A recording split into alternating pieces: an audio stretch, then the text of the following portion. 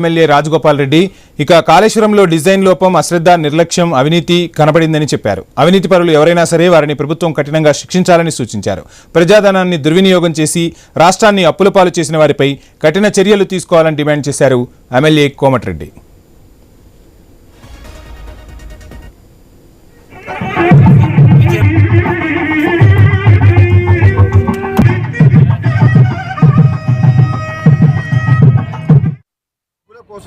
ఆనాడు అవసరం లేకున్నా సరే 1,00,000 కోట్లు అప్పు చేసి కాంట్రాక్టర్ల కోసం తుమ్మిడి దగ్గర నీళ్లున్నా సరే కాదని మేడిగడ్డ దగ్గర కట్టిండు. అది డిజైన్ లోపం, అశ్రద్ధ, నిర్లక్ష్యం, అవినీతి చోటు చేసుకుంది. కాబట్టి కారకులు ఎవరైనా సరే, ఎంత పెద్దవాళ్ళైనా సరే కఠినంగా ఈ ప్రభుత్వం చర్యలు తీసుకొని శిక్షించాలని చెప్పేసి, ప్రజాధనాన్ని దుర్వినియోగం చేసి 1,00,000 కోట్ల అప్పులు చేసి రాష్ట్రాన్ని అప్పులపాలు చేసిన దానికి బాధ్యులు ఎవరైతున్నారో వాళ్ళని చాలా సీరియస్ గా ఎంక్వైరీ చేసి వెంటనే కఠిన చర్యలు తీసుకొని వాళ్ళని శిక్షించాలి. గొరిల్లా స్కామ్, ఇసుక mafia, land mafia, liquor mafia, grenade mafia, నేను చెప్తున్నా కదా, ఇవన్నీ కూడా ఈ ప్రభుత్వం మీద ప్రజలందరూ కూడా ఎదురు చూస్తున్నారు. కాంగ్రెస్ పార్టీ వచ్చిన తర్వాత ఇంతవరకు ఇంకా ఎవరిని కూడా కఠినమైన చర్యలు తీసుకోలేదని చెప్పి, తప్పకుండా ఈ ప్రభుత్వం చర్యలు తీసుకోవాలని చెప్పి నేను సూచిస్తున్నా ప్రభుత్వానికి.